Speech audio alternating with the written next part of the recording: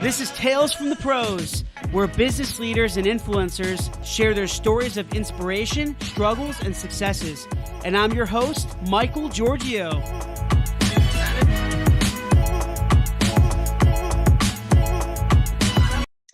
Hey everyone, welcome to Tales from the Pros, and this is Michael Giorgio, your host and co-founder of Imaginovation. My wonderful guest with me here today is the CEO of Truly and the CEO of Phlywheel. She is an executive level digital marketing professional with over 20 years of progressive experience. She specializes in relationship and inbound marketing with a passion for data-driven strategy and has over 20 years of research and analytics experience using both quantitative and qualitative data. I'm actually really interested in her story. We're going to talk about that in a few minutes here, but essentially, this amazing woman is also the best-selling author of The Power of Social Networking and Crown Business, professional international speaker, and was recognized as a woman to watch in Entrepreneur magazine in 2013, women-led startups to watch in Fast Company in 2011, and the most influential woman in technology in Fast Company in 2009. Please welcome the amazing Tara Hunt. Or I would say Tara. I keep saying Tara, but that's okay.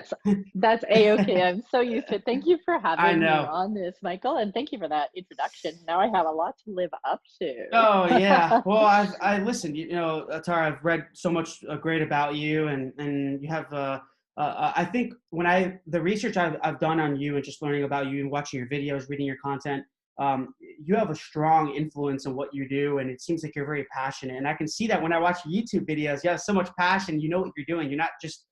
I've seen a lot of stuff on all these platforms where people. It's a lot of it is not. I don't want to say made up, but it's not. It's not coming from a lot of experience. But with you, I can see that you have so much passion, experience, enjoying what you're doing, and it comes across that way. So I just want to let you know that. So. Well, thank you very much. Yeah, I think it's content. When you're a content creator, and a lot of people are content creators, it takes a lot of time to do content right. So you'll find a lot of content creators that do great content, but they're just doing content. And then you'll find a lot of people who are working on projects and they just don't have time to do the content. So they don't speak about it a lot. And it's definitely it's great to hear that from you, because I try to balance the two as much as possible. So to varying degrees of success, I guess. Yeah. So. Yeah. It's definitely, there are a lot of people in your space, that are content creators, and I'm sure we're all sick of this word influencers. I know we keep hearing it, and there's all these different buzzwords that come out, right? There's always a buzzword. Entrepreneur, that's been out for how long now? Probably over 10 years. It's been in trend. And then influencers, and now people are saying, micro influence. I mean, what's next? I don't know what the heck is next. Nano influencers. I'm sure COVID will influence something else. We'll come up with another tag word, trendy word of what people are going to call themselves.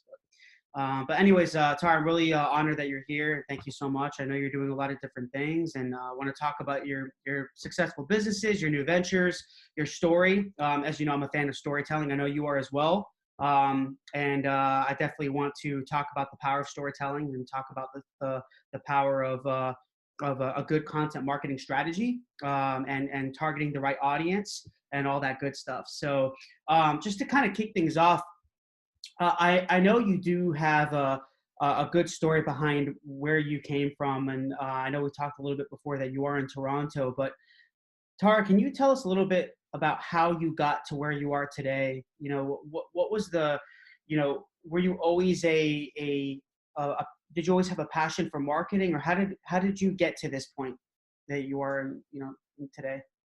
I've heard it a million times, and quite often I roll my eyes when I hear follow your gut, right? Because it's a really, it's a precarious position to be in, because it's not a real thing. Intuition, I guess, is what we're talking about when it's following your gut. But even then, I've seen a lot of people following that intuition and following it basically down a bad path. sort of thing. But I can say that like I feel like my whole career has been stumbling in mostly right directions by like just seeing something and feeling something and recognizing, oh, this is good. This is where I need to go. And then just sort of trusting that instinct. So, I, years ago, I'm a, Canadian. I was, living in Toronto. And I just, I found out about this blogging thing and I started blogging. And then I was really passionate in advocating for this idea of like brands creating relationships through these digital channels. There wasn't even social yet. And then I got like headhunted basically down to San Francisco. And I followed that. Like I just dropped everything in my life and just jumped on a plane and moved down to San Francisco. Of course, I, went through the proper channels to get my work visa and stuff. But, but then I got there and I remember feeling like, oh, damn, what did I do? Have I ruined everything? Like, why did I just like do that? But then that worked out really well. I mean, that took me to new levels of like insights and meeting really cool new people that taught me new things and having experiences that took me to the next level. And then I got a book deal, which was like, what is like, why would anybody like, I mean, I knew I had blog readers, but why would anybody want to like, does myself written a book? Wow. I guess I was about to find out, and I started being asked to speak. I was scared. Like, can I swear on your podcast or no? Little ones. Yeah. I was scared shitless. Like when I started speaking, I remember being backstage at one of my first talks. They had hired me as a keynote. I'd been on a few panels before then. Wow. And which keynote was it? It was actually, they had brought me back to Toronto. It was for Mesh Conference, I think it was called. It was backstage, and all of a sudden I could just feel like everything bubbling up inside of me, and I had to run to the bathroom, and I puked because I was like, and then I had to go up and I had to perform. I mean, basically on stage, I was so nervous. But that after a while got easier, and then just like at every stage there was like something that like, how you know it when you see it and you're like, oh, that's that thing. And just, I don't know what it is in me that I looked at things and said, I'm going to follow that with complete faith. I guess that's what happens in religion. So this is, maybe this has been my religion in a way. Yeah. I just kept following it. And sometimes, I mean, I can't say that everything that I've done has led to great success or been, a great decision. But like a little small town Alberta girl, from, like, I wouldn't have even been able to dream this up if somebody asked me when I was graduating from high school, like where I saw myself in 10 years, in 20 years, in 30 years or whatever. It's such a big question to ask that too. Like along the way, it was not planned. It was like, wow, this looks interesting. And I just followed it. So, I mean, I guess, and that's terrible advice to give to people too, I think, because they'll be like, follow your instinct. Well, sometimes that's, will take you in the wrong direction. And what does that mean? But, when you talk about the videos that you see sometimes on these social platforms, I think a lot of times what we do see is that there are people who see somebody else's, like you see somebody else succeeding because they followed that instinct. And that person that they admire, that they want to, replicate, I guess. Right. That person took a chance because instinctually they saw something that was going to be like really interesting for them, and they didn't do it for the wrong reasons. Usually, like anytime I followed my instincts, it was like I feel this like passion for it. I feel this is the right thing to do, not, oh, I'm going to make a bunch of money or I'm going to get a bunch of followers or whatever. It's not that. Right. But I think like the first mover, the person who is influencing all of these up and coming content creators, um, follow their gut, and because of that, people follow them. But then there's a whole bunch of other people that say, "Oh, that I want to be that person." It's not the same thing. That's not following your gut. That's following the money or following the likes or Right. whatever it Yeah, is. no, I know what you mean. So it comes across that way then too, right? Yeah. And did you, so, I mean, we all know that you have, you had this, I can see it in your face, your eyes, that you love content, you love marketing, you love digital, you have all these passions for it. I could tell from your content, you love talking about audiences, how to target the right audience at the right time with all these different tools and strategies, tactics. But, before all that, when you started Truly, how did truly come about? Was it something, was it just you, or did you have a partner? Did you have this idea to start this agency, or was it just like, you know what, I, I'm just So gonna true, kick this yeah, off? truly wasn't my first rodeo, I guess, or my Mhm. first project, or where I started something. I had done many companies before, and in fact, here is a like kind of an example of me kind of well, I mean, I wasn't ignoring my gut, but I wanted to actually find a job. I was like, I'm through with this entrepreneurship thing. I don't want to do it anymore. I'm It's tired. tough. Yeah. I'm in my mid 40s, and there's absolutely like no way that I'm going to continue to like run this hamster wheel. And so I had actually I'd started my video series. And it was really in order to be like hired by somebody. And instead, I kept attracting would be clients. And there were enough kind of cool projects that came along that I was like, I guess I'll do this. I'll do it as a freelance thing for a little while.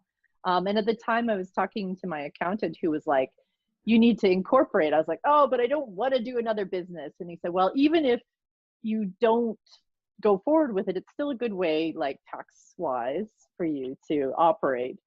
So I incorporated, and the entire time I would be, even I said to my clients, I was like, I'm just doing this until I can find a job. Next thing you know, I was so busy, I had to hire somebody. I got on that, like, I was in that part of the, growth of a business where you're like, either I turn away the business or I hire somebody to help me with the business. And I ended up going down the, okay, I'll hire somebody.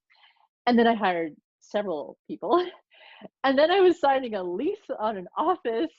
And then I was putting like benefits plans, like Mm, all sorts of things together. yeah. And here I am 4.5 years later. And there was for a joke for a long time, it was my accidental agency because I really just, it wasn't what I wanted to do. But I just kept saying, okay, well, universe, you keep telling me that this is what I need to do. And it's worked out so far. We've had bumps in the road, everybody has. Yeah, of course. Um, but yeah, like 4.5 years later, I have an amazing team of, of people who work with me, that I get to like pay even during a COVID-19 like shutdown. They're, Yeah. we haven't cut back because we were so busy. So yeah, like yeah, and yeah, that's the evolution of Truly, for sure. That's great. We have, I'll tell you, from listening to that story, we have a lot of similarities because 9 years ago, when my brother-in-law and I started Imagine Ovation in 2011, the economy wasn't good. And Mm. it started almost, I want to say by accident, but we didn't know that it was going to take off. We had no idea. He was working another job. I was unemployed after my master's degree. I was doing it just to say, let me get some experience. I couldn't get hired. It was at least for a job that I wanted. And then the third, we were posting on Craigslist all over the country. I got banned like 4 times. I found other ways to get on there. Didn't give up. Was very had a lot of resilience, perseverance. Just kept going. And yeah, it just worked out. The third week, we closed for at least for us at that time, it was a lot of money. We're like, um, let's let's do this. This might be something cool to pursue. So it was a Yeah. blessing in disguise the way it happened. We didn't know it was actually gonna be successful, but we've had our bumps in the road. But that's a different story. But What were you posting to Craigslist? I'm very curious. Like that, yeah. your Oh, services or? Yeah. So what I would do is I would Ah, create. Yep. So I knew like the basics of Photoshop. I was not a designer by all means, but I knew I did. I took some classes in college, so I would do some basic, create some basic designs like a banner ad. Put the banner ad of our services, web design, web development, web right. applications, mobile, all that stuff, and then put that on there with our logo. Have a little story, and then post it on different cities. I would post to hundreds of cities around the country. And then they said you're posting too much, so they banned me. I created another email with different. I changed all the words, different images, everything. I did that numerous times, and it got us business. We had no money. I mean, we started from nothing. Ah, So that's just so like it's that's ingenuity in there. You're a true entrepreneur. That's very yeah. interesting. I never thought of But using Craigslist, but yeah, that's cool. well, you probably don't want to use it now. Not with a good clientele. We got some crazies. Yeah, I'm sure. I'm Oh sure. yeah, we got some crazies, but yeah. Anyways, that's a different story. But no, this is cool. I mean, you definitely have a lot in common, and you know, I there was a few pieces of content, Tara, that I saw on your YouTube, and even written posts as well in regards to storytelling. And I like how you talk about finding your story, tuning into it, and turning your values into action. Can you talk more about that? Yeah, so the storytelling series like came actually a little bit out of frustration because so many people do talk about storytelling, like and a lot of people talk about storytelling in this very kind of from the point of view of the storyteller. So so you get like a lot of kind of advertising story perspective, those ads that make people cry or whatever. But when I think of storytelling, I think of it in a very different way. I think of like my series, I don't tell stories necessarily, maybe there's stories embedded within them, but I think of storytelling more of like how you connect with your audience, right? There's different So, types. Yep, you're right. yeah, the best stories I find are stories that you read and you see yourself in some way, shape, or form, right? Like either you see yourself as I've seen this happen, and I empathize with the characters, or you read the story and you're like, oh my God, that was me or that is me. And so I need to keep reading to find out how my story ends. And I've always been a huge fan of Joseph Campbell and the hero's journey. Are you familiar with? I've heard of it, but I can't, yeah, I can't quote any of their content or anything. But I do, Yeah. yeah. So he I think in the 60s is when he coined the term the hero's journey, and he talks about all great stories like are the similar to what you'd see in like Star Wars or the Lord of the Rings or whatever. Like this hero starts out normal life. There's a call to action. He refuses that call. He or she refuses that call. Then something happens that he or she cannot ignore. He's taken that person. The hero is taken over the threshold. Goes through a series of battles. Like has to win those battles until there's like the final big battle, and then there's like a death of sorts. So it's either a death of an idea or let it go, or an actual death. Of the hero, and then they're reborn, and they're reborn into a new normal. And that's a very simplification of this journey. But if you take a look at any story in the history that's connected with people, it almost always follows this very same arc. And what I um, learned about the hero's journey many years ago, it's not that you're following some like hero out there that is just sort of this floating separate from the audience, but everybody needs to, that's why the hero starts in the normal, because everybody needs to relate to the hero. So when you are telling a True. story, it should always be that your viewer, your audience needs to be the hero, not you. You're not telling your story. Even those people that will tell a story and you're like, wow, what a brave story, you like, if it's a story that you're going to connect with, it's because you see yourself in that hero's journey 100%. So I when love it. I talk in that story series, that's basically like what I'm talking about. Is it's not, yeah, it needs to be like that whole personal, authentic, da, da, da, da. You're not making something up.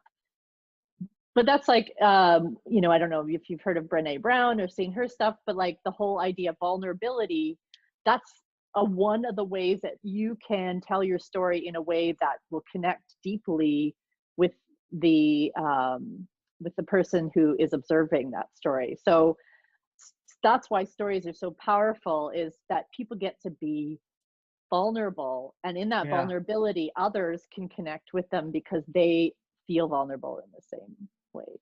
I completely agree. Yeah, it's funny that you say that. I just made a LinkedIn post today. Actually, I think I tagged you in the post, but yeah, I made a LinkedIn post today in regards to a lot of us marketers. I feel like we tend to fall into this mindset sometimes when you're in your day to day, you're in the day to day grind, and you see a lot of other companies that are branding themselves, especially competition, right? We'll always have competition, and when we see someone doing it better, sometimes, not all of us, but some of us, we end up falling into this trap where we're comparing ourselves to others.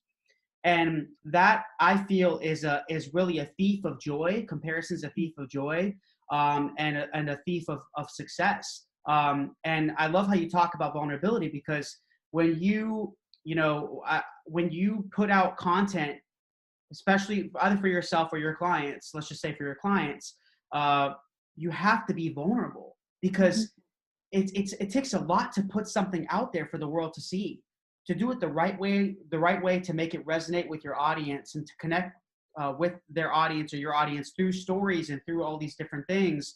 You have to be vulnerable.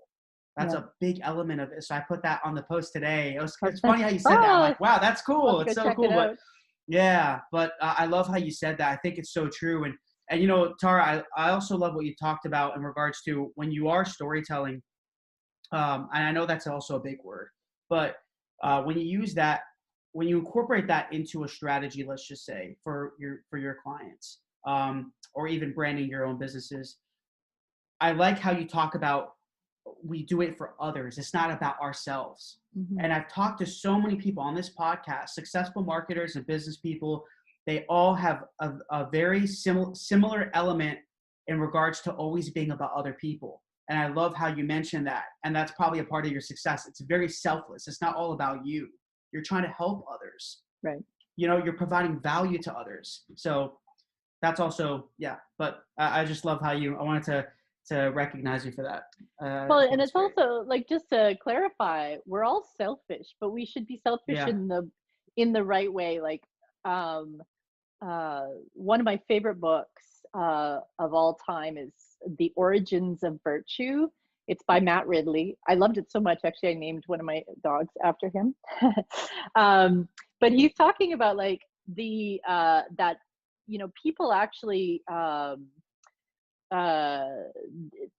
we're all selfish, but if directed in the right way, like the selfishness becomes about helping others, because there's a bit of a in the back of our minds, like if we help others, then when we need help, we'll get help.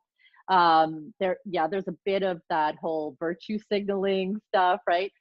Of course, that's positive pressure towards that rising tide brings up all boats idea. So if we're making sure that what we're doing connects with others and helps inspire others. I love that you talked about looking to the competitors and feeling, bad. Well, don't. Like, anybody that gets joy in somebody else's demise or feels jealous of their success, like, you just have to step back, because Yeah. that, like, we are like, if there's nothing we haven't learned during COVID-19, we are truly all in this together. Oh There is yeah. enough space in this world for every one of us, every brand. Like, monopolies aren't supposed to happen anyways. Like, that it's actually against the rules. Yeah, especially in a Mm. capitalist society, we need to make space for everybody to succeed. Um, and so that's a really important lesson. I will have Mm. to check out the post.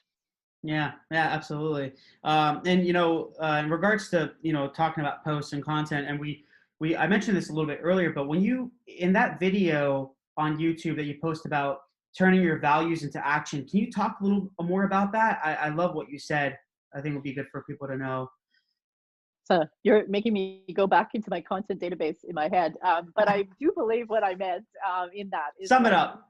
is living your values, right? So no matter what you're doing. So I think of, for instance, we're seeing this right now with Black Lives Matter and all these brands who are like, we believe Black Lives Matter, but they don't actually do anything to demonstrate that they believe that Black Lives Matter. And of course, this is like biting them in the butts. Right.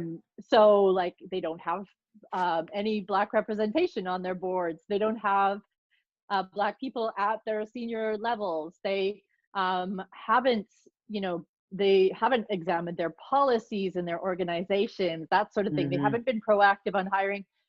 Yeah, great. You put out like an Instagram post, but that's not living your values. That's just speaking to something. And I think we are living in a day and age that is like, it is starkly clear when people are performing their values, not actually living their values. So that's a big part of it. And I think it's very important for brands. There's been study after study after study that millennials and the new zennials, or whatever we call the next Gen Y, Gen Z, like Yeah. the younger audiences coming up are that they buy with their beliefs.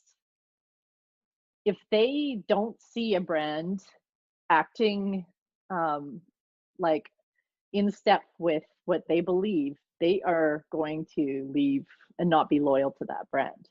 So all that money you might put into marketing that makes you seem, amazing, is going to go poof.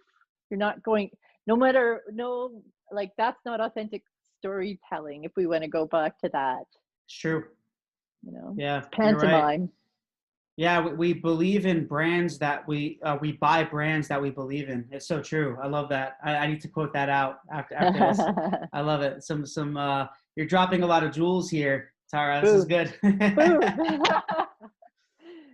You know, when you are creating a content plan or a strategy for your clients, do you have some I hate saying the word tips, but what would you consider an effective content strategy? Well, I mean, we always start with making sure that we understand exactly what keeps an audience up at night. Probably a good framework to use if you just want to be like very, very like tip, like this is instant tip, is like a jobs to be done framework. Do you know that framework? No, I So don't. the idea behind jobs to be done is that you're not selling a product or a service or something. Your people that are looking for you, your customers, your potential customers, have a job that needs to be done. Now, they're not looking for a specific thing. They're looking for a solution to their problem, right? So in your case, when you were starting out and doing web banners, they, your customers would have been looking on Craigslist to have somebody make ads that help them grow their business. So their job to be done was like growing their business, and you were like a means to that end, right? So, when it comes to thinking about your customer, you shouldn't think about like, we're the best of this.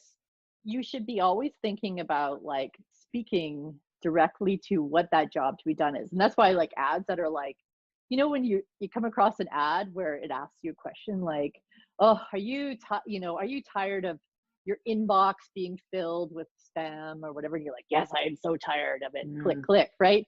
As soon as they speak to, content that speaks to where somebody is at, like on that spectrum of their job to be done, is content that is going to resonate. And so it's important to create content that resonates. Here's an example I love to talk about all the time.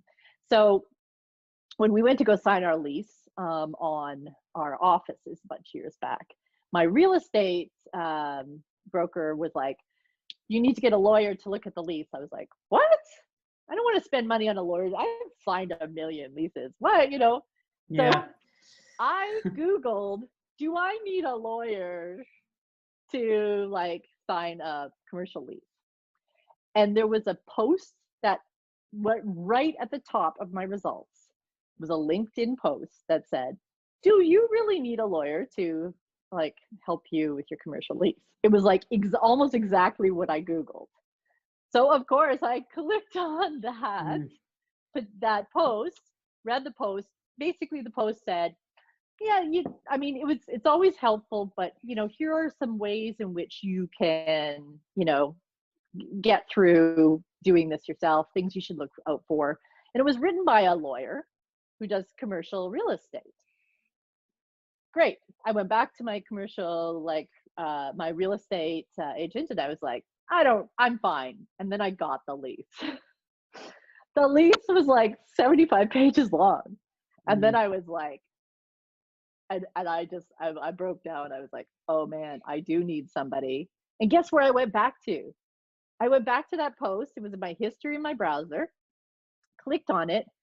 I looked, the lawyer was here in Toronto, because Google's good at, featuring more local content. Yep.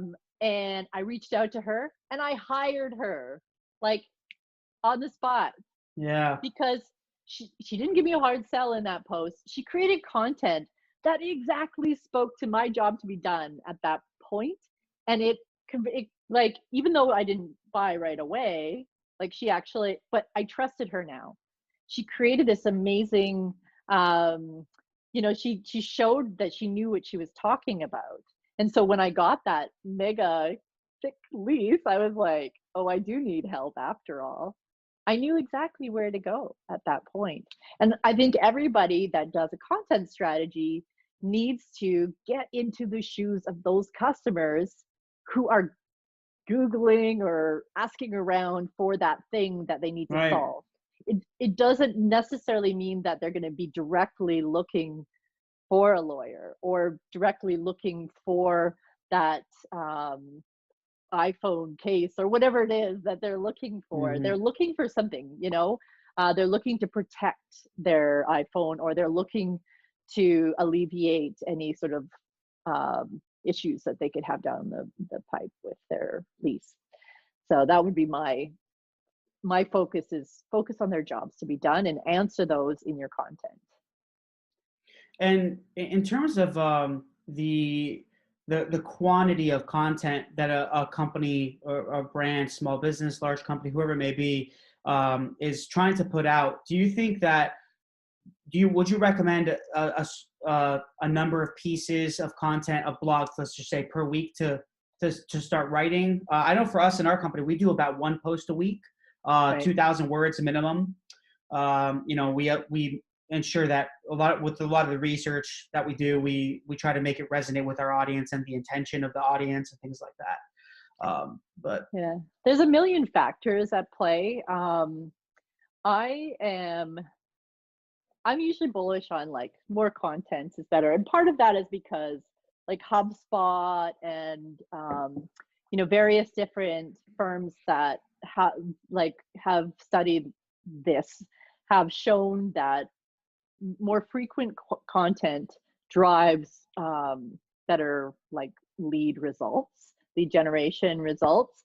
However, I also know of many, many examples where small businesses have written some really just amazing, like relatable, useful, interesting content pieces, and they do it maybe like once a quarter, but the content resonates so deeply and is so timely and is so connected to their customers, like jobs to be done, that they end up just, I'm like the lawyer, that post was old. It was not new. It was like 2 years old. And to this day, when you're in Toronto and you Google it, it's at the top of that result. So that one post, I don't even know if she's written other posts since then, but that post, You just realizing that post for all her leads. Hey, it right? happens. Yeah. So if you I mean, it's you've heard a million times before, it's about quality and not quantity. However, I mean, search engines do tend to uh, index and reward sites where posting is more frequent and fresh. More consistent. Yeah. I Yeah. mean, I think she was lucky because she had posted on LinkedIn, which is very, there's a lot of fresh content coming out of LinkedIn in general. Like Medium would be the same way. Although I'm kind of like, I go back and forth on posting on these third party platforms versus your site, because you kind of just want people to be driven to your site Right. at the end of the day. But yeah, like, that's my non-answer answer. But it's So also hard to create thought leadership with just your website. That's why you, as a marketing agency, right? You probably write for your clients on Fast Company, on Forbes, to get their recognition up, to get them out there to their audiences, not just their own website. So it's kind of both, I'm assuming. yeah, I mean, we focus more on building content on their site, and then we Okay. would work with their PR agency usually on how we could uh, some of the content that we create also pitch to these other platforms for sure. So, but I do like to also raise the the search ranking of their core site as well, Yeah. for sure. Yeah. Yeah, Well, that's cool. it's a balance. And yeah, absolutely. Yeah. And I think we hit the spot with a lot of his consistency. So it's quantity, I think, is important to a certain extent, but quality we know is very important. You're going to need to ensure that the quality of content is very Yeah. high. That resonates with the audience, and the targeting factor, I think, is incredibly important. But in regards to social media, I know you're big on social media. You're on all these platforms. I mean, Tara, you have what on your LinkedIn? I think over 220,000 connections or followers, which is I mean, it's amazing. I one day maybe I'll get there in like 10 years. But It's and worthless. It's worthless, let me tell you. oh, Not. really? Is it not giving you guys leads? The connections you have, or the content you're posting on LinkedIn? I will Or take it what's back and been say, effective for you on social media? What's worked for you and your company and your clients? What's been so good? I will take back that it's worthless because there the fact that people follow me and there's attention there, and there's like human beings that like at some point I connected with on some level, so they wanted to hit that follow, is amazing, and I thank everybody who has ever done that.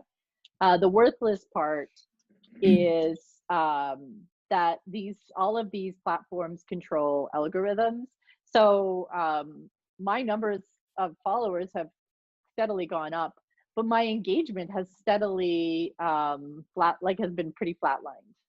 Yeah. And it's not necessarily because of the quality of the content, although maybe that, I don't know, maybe I'm fooling myself, but it's also a lot. I just hear this across the board. These platforms are noisier, their algorithms like change all the time. Very um saturated. Yeah. yeah, and so I always make the joke, like, if you want to do well on LinkedIn, you just talk about LinkedIn. And those posts just do so well, funny They enough. do very well. I've noticed Yeah, that too. And I've interviewed many people on the show that are LinkedIn quote unquote influent. really, Yeah. really Yeah. You good. know what I mean? But they're heavily promoting on LinkedIn. I was interviewing a guy a few weeks ago, and he was wearing, I mean, it was a beautiful interview. The guy's one of the nicest guys I've ever met. He's so good. But he's like, listen, I'm wearing the hat, he had a LinkedIn hat, LinkedIn shirt. He was doing very well for himself. That's great. But all he posted was a lot about LinkedIn and all that stuff. But it was also, I mean, he had a lot of amazing insight and how to provide value and generate leads through LinkedIn. So it was very valuable. But it's Yeah. not something I don't want to dedicate my whole life to that. I have a lot more things No. I want to do, Well, yeah, and it's But like I am not ever going to be a shill for those companies. So, you know, I like to think that my posts are about, and I go off of real questions that real people ask me, or if I've like actually discovered something through working with a client that I should talk about, right? Like I won't give up the client's secrets, but if something is happening where I'm like, oh, I bet more people would benefit from me talking about this, I'm not going to go on and be like, here's how to make a lot of money with LinkedIn or Facebook ads or what. That's not my shtick, and I would rather not have the attention. And just like, well, the thing is like 100 strong views or listens from people that are really engaged is worth way more than 100,000 from like people who just want to become LinkedIn influencers, you know?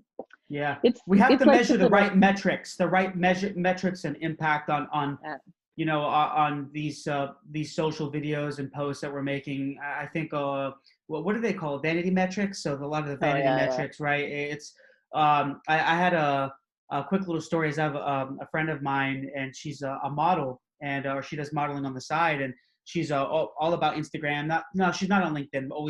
She's on Instagram, Instagram and Facebook. And you know, she was getting to this point where she's like, you know, I'm really upset these last few weeks because a lot of my posts are not, they're not getting engagement. I'm just like, listen, like I'm not saying to not have a goal to try to increase your reach. I think there is positives with that. If you can reach people, you can touch and inspire people. I get that element, but don't rely on that for your own joy and happiness. That's crazy. I was telling her, I'm like, you need to put your have your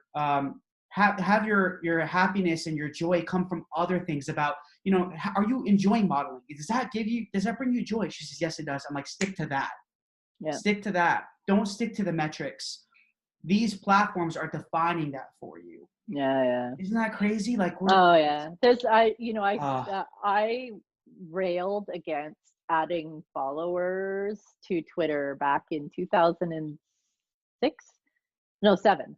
I remember when they added the follower numbers to Twitter in 2007, I actually was quoted, I think it was in the Wall Street Journal in an article, basically because they talked to me when I was at South by Southwest, and I was like, this is going to change Twitter and it's bad.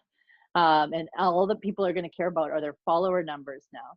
And sure enough, my prediction from 2007, and I was actually, I don't know if you know who Robert Scoble is. I was actually talking. I've heard of him. Yeah. Back talking him on that, because it was like kind of about him and him talking about how he loves the follower numbers. And sure enough, years later, like I know that Instagram's been experimenting with taking away like numbers and all that sort of thing. Yeah. I would just like to see them put just what would happen if we didn't have that social proof, and like, would we just like stuff that we would like? Would we follow people that we personally just found interesting? Like, why do we need to know that that person's popular in order to follow them, or that post is popular in order to like it? You know, I think it's been a big problem, and there's dopamine hits. There's like all sorts of data and science behind, and yeah, I know why these companies did this. These companies did this because it drives more time on the platform. Oh yeah, it's an addiction. Have you found yourself I'm guilty of it too. I'm guilty of it too. 100%. Yeah. Yeah, dopamine hit. And so like, if you do not know who's liking and stuff, you do not get that dopamine hit. If you do not like look at those numbers as a measure of self-worth, like your friends, you're not getting that dopamine hit. Maybe that means you post less. Well, that's fine. Live life. Live your life. So true. Yeah, I mean, the dopamine hits I get, I'll tell you, is when I'm able to get someone on the podcast and connect like with someone like you, and you know, you're phenomenal, and I love, you know, for me, I get a lot of joy from this. This is because it's a connection. It's real. I can, you know, I know we're not face to face, but I can see you can see me, and that to me, I'm like, you know what, that's what I love, and that brings me joy, you know. And being able to build relationships, that brings me joy. Being able to do what I love every day, and that's marketing for my company, that brings me joy, you know, and helping people. And so this is what's valuable for me. This is what I love. But you know, not everyone's like that, you know. Yeah. But what are you gonna do? Well, And hopefully things yeah. change after this period of time. I feel like 2020 has been very interesting, and I feel like there is change is going to come. And there's a lot of stuff that's happening that I think it's just the beginning. And it's going to probably be a little painful for people for a while, but I feel like actually a weird sense of hope around all of this Mhm. stuff. Maybe I'm Either just that, yeah, I think so too. Either that, or I said this to my fiance the other day. I said, "What's next is they're gonna find aliens below yeah. the Empire State Building or something." Yeah. So you know, it's either things are gonna We'll get a go up lot in a big better. fireball, Yeah, Godzilla's gonna, you know, it's just yeah. it. Yeah, we're in some very uncertain times at the moment. But I guess all we can do is have hope, and I think this was a reset on the world a little bit, Yeah. Yeah. and it's showing that we're all connected, that we're all very similar, that we need each other, and Yeah. hopefully it's going to have a positive impact. We'll see. Yeah, Yeah, and then there's more important things, and they got your double soy latte order wrong, in this world to think that's so about. true. Yeah, and actually, this is a perfect segue. You know, this is really what I wanted to also ask you. With, I know we all have our struggles, obstacles that we go through, and you being an entrepreneur and business owner, you've owned multiple businesses, and were there any obstacles, Tara, or challenges that you had? And you could talk about life. I'll leave it up to you, or even your career that they were very tough, but you felt like you overcame and you made you stronger. What were some of the really tough challenges that you had in your career? You Mm. can talk about Truly. I'll leave that up to you. But Yeah, it happened actually yeah. a few years with Truly. So as I said, it was like this accidental agency, and all of a sudden I'm in this position where I'm like trying to be CEO of an like a lot of people give themselves the title of CEO. And there was a moment where I actually had to earn the title of CEO. A whole bunch of stuff had happened all at once. Like we were winding down with a few clients already, but we had some other really strong clients. But then they had a changeover. One of our biggest clients had a changeover in leadership, and their new leadership was like, I don't like this strategy. Like, this is not my idea. They wanted to go in a, a way different direction. So Mhm. they killed our contract right there. So we were winding down with some clients. With that big client was going to be gone in a month. Um, and then there was a bunch of like business development we were doing that just like all of a sudden, poof, it dried up. And I had staffed up earlier in the year to like because I was feeling very optimistic and because I wasn't properly measuring like the all of the things that an agency should be measuring, which is Right. like full-time equivalent cost per, like da da da da. Yeah, your Um, operating costs, your fixed costs, Margins, everything. Your yep, mark. all Yep. that. Yeah. We've been through the exact same. But go ahead. Yeah, that's crazy. So there I Yeah. was, and the rug was pulled out from under me, and yeah. So the next few months, oh man, I was devastated because I had to lay people off. I had to we had to make a lot of different cutbacks. We had to make some other hard decisions about things.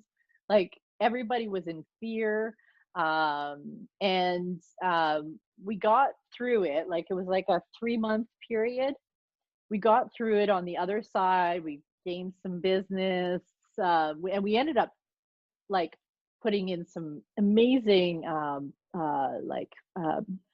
practices and tightening up the way that we keep track of time and like just making sure that everything like we were tracking our margins and we had dashboards and all this stuff. Like it was just like we were I was like, why weren't we this efficient before? I guess like Mm. part of me knew that I had to be before, but I didn't like I just it always felt like there'd be, fine, we'd be fine. And all of a sudden we weren't. And there I was like on the other side of this, just way stronger and understanding that process is sexy. Process is good. Process Yeah. will help you be better to your staff. Process will, your staff might hate process, but at the end of the day, it's for them. It's for their jobs, to protect their jobs, to really help ensure that they have security. Process will help your clients, even if your clients hate process, because it'll ensure that they get the best possible service, that we are like making sure budgets are staying on track. Process is, of course, really good for an agency, and it allowed us to make our margins such that a few years later we're building Phlywheel, which was sort of like one of our dreams to do, right? So that's great. Yeah, we it's crazy that you said that, because in earlier 2019 we went through that same thing where we had to part ways with our largest client, and it really hurt us. It was one of the I would say it was probably one of the toughest years I've ever had, and it was very similar to what you went through, and we had to go through the layoffs and all of that, and it really does test you. I don't think people are really prepared when they start a business. All these things you see on Facebook, I'm sure you probably stay off of it, but when you see on Facebook, you see, make $1 million in next 12 months. I'm making, I have a stack of cash, 300,000 the last month. It's just all fake. It's not real. It's not, It's not, and instead we need to talk about, how difficult it is to be an entrepreneur, but how joyful it also is. And also how much joy it can bring to you and to others. But with that being said, there's a lot of obstacles that come, along in the journey. So I will also say we learn way more in our failures than we ever do in our successes. People that Absolutely. are like, I was successful because A, B, C, D. It's like BS. No, you were not. Maybe there were things that you did that led towards this, but there was also probably a lot of factors that you couldn't control. But in our failures, we learn to be smarter about that whole mitigating risk, which is a big part of the entrepreneurial life. Yeah. Right. It's not just the glory. It's also we're risk takers, but we also have to be smart about what kind of risks to take. So calculated risks. Yep. That's all. And that's about knowing your finances and your costs and your, if you're actually making money or if you're losing money. There's a lot that goes into it, but it takes time. We've been through that as well. It's hell. It's hell. I did not sign up for that, but hey, I'm here, and actually I feel stronger because of it. So it's good. Absolutely. No, that's great.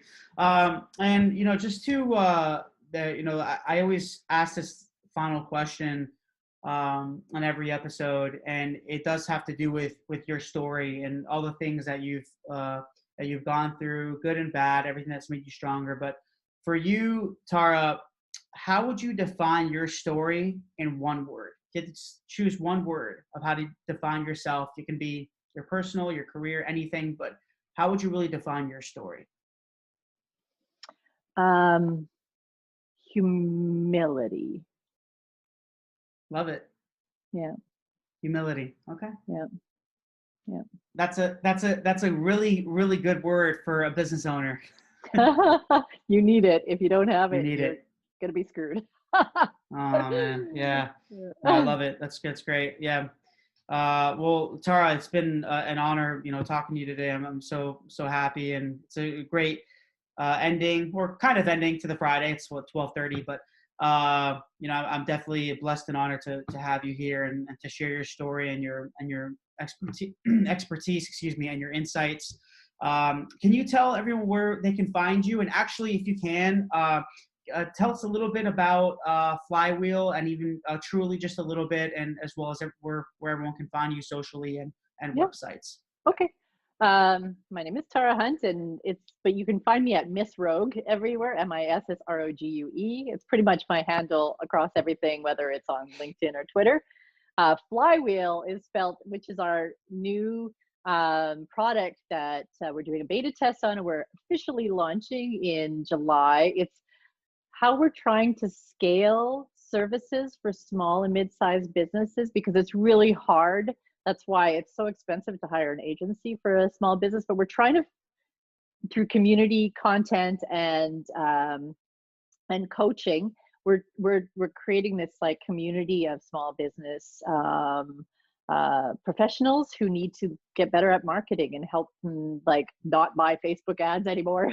But Phlywheel is spelled with a PH, PHLY, WHEEL, and like like the 90s fly, which Fly. you'll also see in our branding. And yeah, we're Phlywheel everywhere because hey, surprise, surprise, nobody had that name before. Laugh as you might. Yeah, it's And then unique. yeah, and then Truly is Truly Inc. Truly TRULYINC, everywhere, and that's that's our services based branch, and we can really only scale now to do like bigger bigger projects, bigger long-term projects. That's why we wanted to create Phlywheel, so that we could help people, small businesses in the near term, at scale. So. Perfect. Well, Tara, really appreciate you. Thank you so much. And I look forward to continue. Yeah, absolutely. And look forward to continue connecting and building the, relationship. And I think a lot of people are going to find lots of value from this and be inspired by your story and be inspired from everything you've gone through and all the knowledge that you have to share. So I really appreciate you and thank you for being here again. So yeah. Thank you, Michael. Talk soon. Thank you so much. Absolutely. Well, thanks again, everyone, for listening. And this is your host, Michael Giorgio, on Tales from the Pros. And until next time, thanks, guys.